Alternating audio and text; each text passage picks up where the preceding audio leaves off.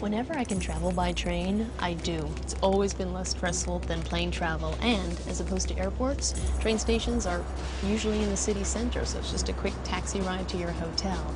Right now, I'm traveling through Spain. I started in Seville. I'm going to Madrid, the country's capital. I'm doing so using their high-speed train, and this is fabulous. It's called the AVE. For $120, I get a 2.5-hour ride, roomy seat. There's a movie. They even take your bags, so I don't have to hoist them up. One problem is that my seat is facing in the opposite direction and I get motion sickness. So if I want to enjoy the view, I have to do this.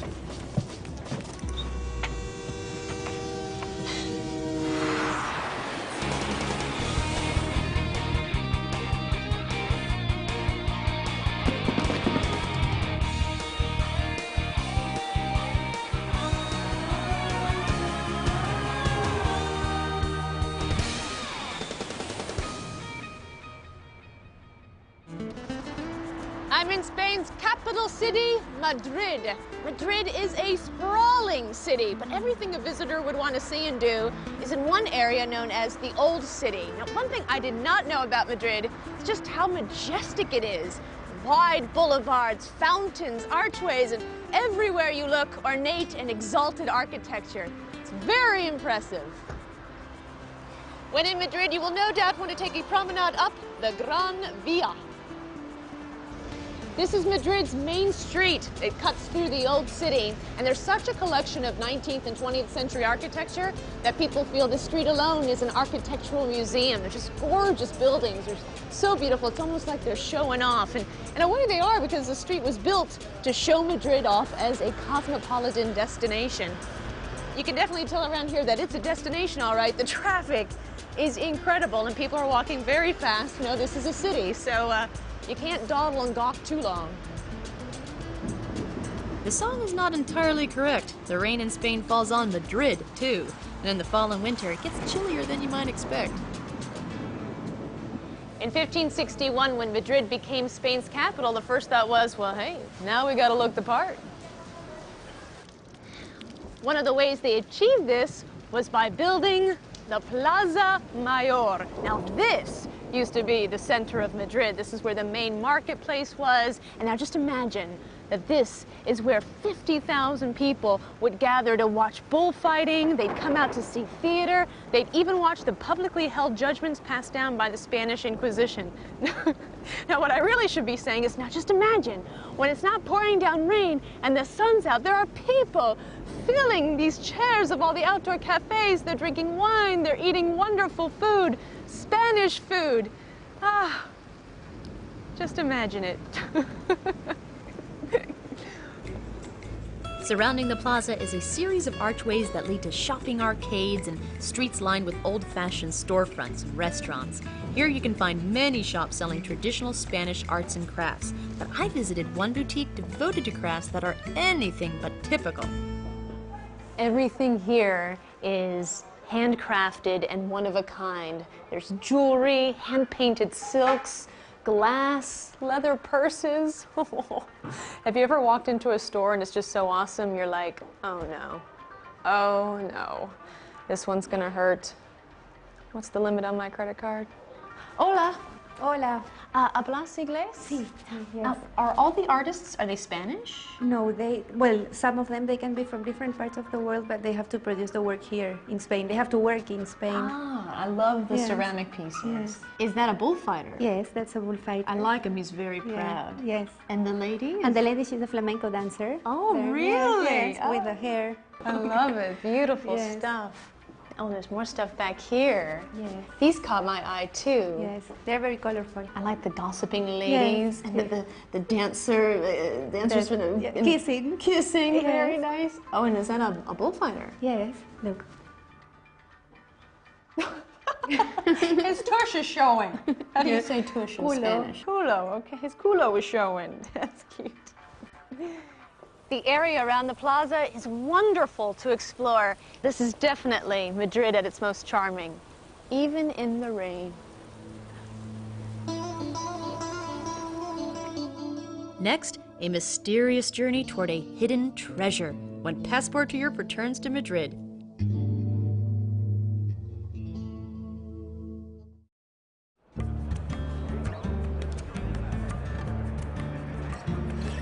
I'm in Madrid, the capital of Spain. It's definitely a walking town, and sometimes traveling off the beaten path can reveal hidden treasures. And now that the rain has stopped for a while, I can make my way to this very unassuming looking doorway that I heard so much about.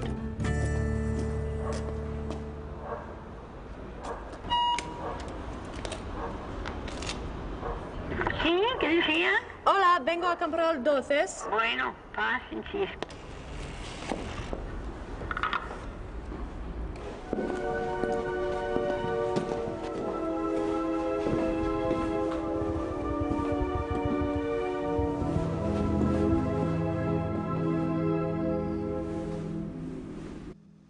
Hola. Hola. Matacaros de llama, por favor? Sí. I think this is where I put my money in. Okay. Una. Oh. Sí. Cookies.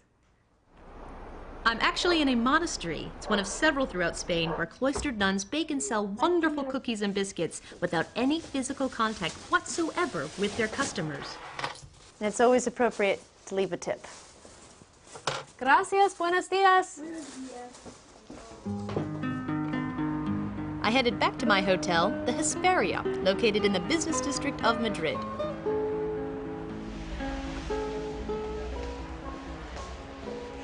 Now, the Hesperia is not your traditional Spanish-style hotel. It's very sleek, very zen-like. And you know, even though this is a rather large hotel, about 171 rooms, it still feels boutique-like. There's a lot of individual character here.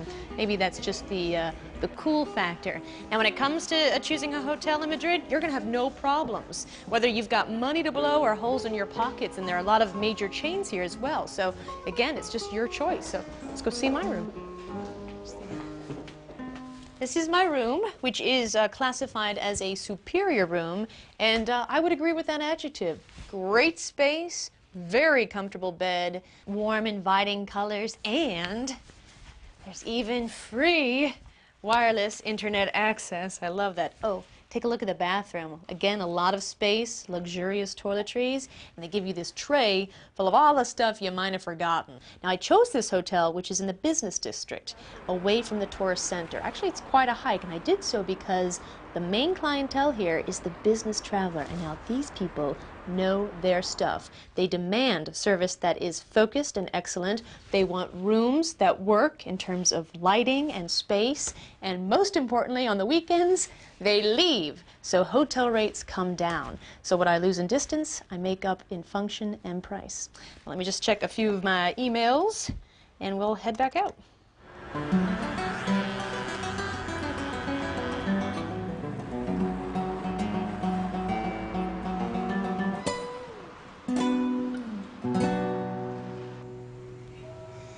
The main meal of the day here is lunch. It's the biggest. For breakfast, people of Madrid have just a cup of coffee and a roll, so by lunch they're really hungry.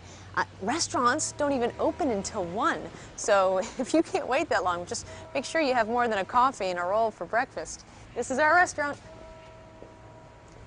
You would never know how beautiful this restaurant is from the street. It's just charming. And I'm here to specifically try Spain's famous rice dish, paella. La Barraca supposedly makes the best paella in Madrid. Now, it takes about a half an hour to prepare, but that's the way things are done here in Spain, long and leisurely lunches. So the best thing to do is just order some starters, a full bottle of wine, and think to yourself, welcome to Spain, senora. Oh. Do you like it? Oh, yes, very much. Will it be enough? I think so. That's beautiful. And I ordered the traditional paella, see? The mixto, which is the seafood and the meat. As well, we can make it with snails. Snails? Snails. Are there snails in my paella? No. Oh, good. No. We put No with snails. No. Not now. Thank you. You're welcome. Now, saffron is what gives paella its beautiful color, and saffron is a spice more expensive than silver per ounce. Look at these beautiful pieces of shrimp and chicken and sausage. Now, what you want to do is take your spoon and scrape up the burnt parts that stick to the bottom of the pan. That's the really good stuff. And don't worry about making a lot of noise with your spoon. Everyone here in the restaurant knows what you're doing. You're getting the good stuff. Nice. Now, paella is usually served for 2 people, but, well, that wasn't going to stop me having my best meal in Spain. Oh, I'm telling you, the burnt pieces are the best. Crunchy. Coming up, in one of the most famous art museums in the world, we'll discover how to fool the local priests and avoid the Spanish Inquisition. That's next.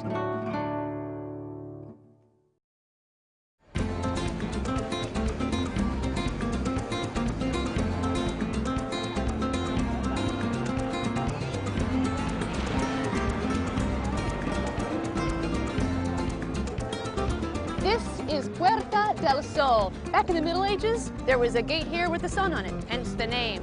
And if Madrid is the center of Spain, this is the center of Madrid. The hub of their transportation system is here, so the locals are streaming in. Visitors are beginning their tour of Madrid from this spot because all the streets, you can see, just jut out from it. So again, there's energy, excitement, lots and lots of people. And we're actually in the heart of the old city, but if you look around, it doesn't look very old. I mean, you've got 18th and 19th century architecture, but the billboards, the signs, the traffic problems, it's all pretty modern. And on New Year's Eve, when they show live broadcasts from around the world, and they say, let's go to Madrid, this is what they show, the square right here, and everyone's screaming and they're looking up at that clock. And they've got grapes in their hands. They mark the countdown by eating grapes. They eat 12, and it's for good luck for the next 12 months. So do they kiss with a mouthful of grapes? I don't know.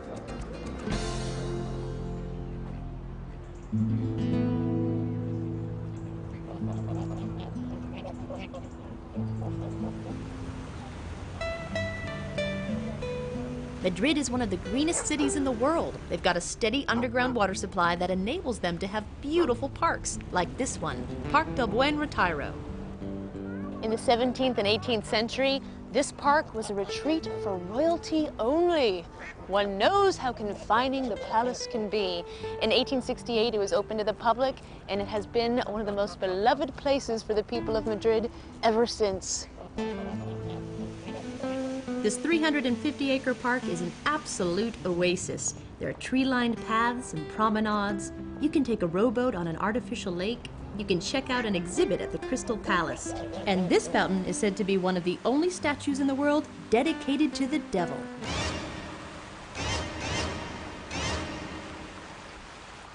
Now is the time of the siesta, that break in the day where everyone takes lunch, a nap, or just a long stroll in the park. It's nice to know that even in the big city, people still know how to take a breather.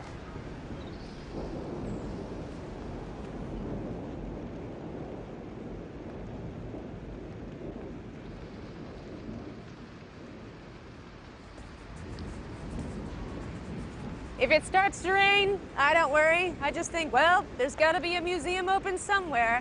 Luckily, here in Madrid, they have one of the best art museums in the world. It's called the Prado. And everyone comes here, whether you're a Madrileño or a visitor. When you visit a country in Europe, you always want to see their artists, their movements. Like in France, you would see the Impressionists. In Italy, the Renaissance artists. Here in Spain, it's a little different because their art spreads out over the generations. And the Prado is where you come to see the giants of the Spanish School of Arts, ranging from the 12th to the 19th century. And here's one now. Velázquez. This is his painting, The Surrender of Breda. Now in this painting, he really plays with the idea of perspective. Look at the horse. Okay, do you see which direction he's going in? Actually, come over to this side. Okay, the horse looks like it's going to go to the right. Now come over here. The horse is changing directions. It's actually going to the left. That's great. Let's do that one more time. Okay, over here. Right, now over here. Left. That's so fun. Now, just so you know who you're dealing with here, most people would look at this painting and say, oh, Velázquez is obviously showing us he's a master of Baroque art. Or I'm like, that's so great, the horse changes directions. That guy's cool. Okay, next. You're gonna love this. These two paintings are by Francisco de Goya, Las Majas. There's the naked Maja and the clothed Maja. Now, story goes they were commissioned by the Prime Minister. He commissioned Goya to paint a lady in the nude, which was considered pornographic. Now, this was at the time of the Inquisition, and you didn't want to anger people then. So what Goya did was very clever. He painted the same lady clothed. So when this painting was hung in the Prime Minister's home, this one hung in a series of weights and pulleys to be lowered down, should say the cardinal or a priest drop by. Now, when you look at these two paintings, you think, where are their necks? I would think Goya knew how to paint necks. Well, the lady's wearing a mask to protect her identity, and no one ever knew who she was. When Passport to Europe returns to Madrid, we're going out for a late-night hot chocolate. And it's not exactly what you're used to. It's next.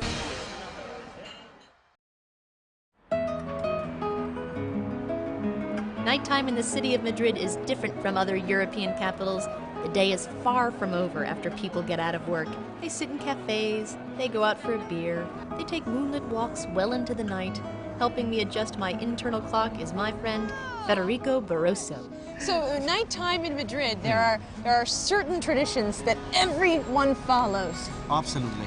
You're done with work at 8 after you have your siesta. So your siesta is from what, 2 to 5? Yeah, basically from 2 to 5. That's 2 to what 5. we do, yeah. Then you go back to work to 8.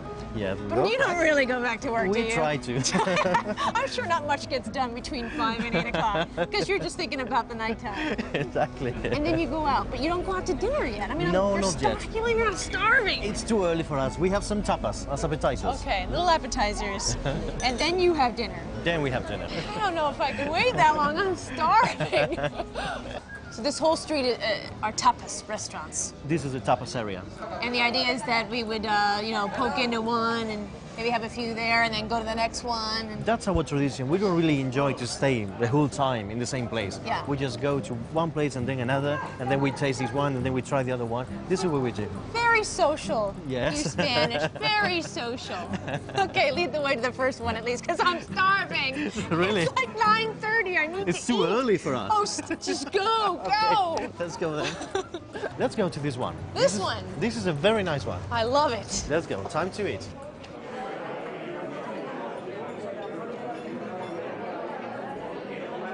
Well, this looks fabulous. All right, so You we're like going to it? start with some croquettes. Croquette. Got little pieces of meat. Sausage, yeah. Chorizo, Spanish sausage.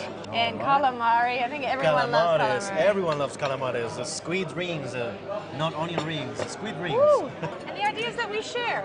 That's basically what we do when we have tapas. We really enjoy to share the food.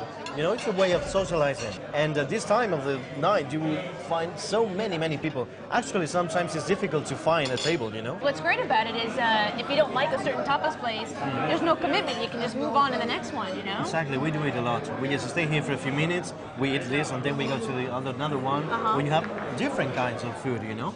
Basically the same things, but you have several options. I gotta ask you one question. Yeah. How do you guys stay so thin? I mean, really, you're doing everything wrong. You're eating a long lunch, then you're going to sleep, taking a little nap. Then you have tapas. Now we go out for dinner at like 10 o'clock and 11 o'clock at night. I don't get it. You guys should be fat and falling down dead. I mean, really. That's the way we do it. But it's not so healthy, but it's enjoyable, I tell you. And actually, I'm just thinking now that we eat a lot in Spain, yeah? We eat a lot. We so do, too. we do. But I love it. But the evening is still not over. We have one more stop to make for a nightcap.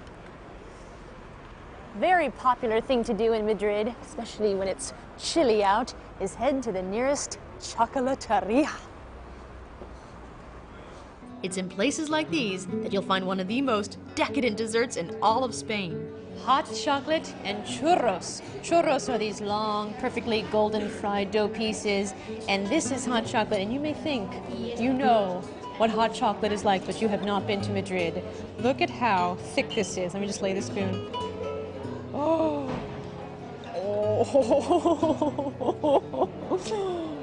Whoa. Oh. Look at how it coats the spoon. But you can drink it, for most people, just take their churro and dip. The chocolate actually gets absorbed into all the little crannies and crooks of the fried dough, so it's just this burst of hot chocolate in your mouth. That is so good. You know, walking around Madrid, I got the feeling like this is a very different city, but I just couldn't put my finger on it, what made it different, and then it hit me. Madrid is a Spanish city. Brilliant, right? But what I mean is cities, especially capital cities, are places where people go to make it big, to make a lot of money. And that's certainly true for the people of Madrid, but what's more important to them, more so than any of their wider, bigger aspirations, is that they maintain their Spanish traditions. The siesta, dinners at 10, enjoying life to its fullest. So Madrid itself is like that person who goes to the city to make it big, but never forgets where they came from.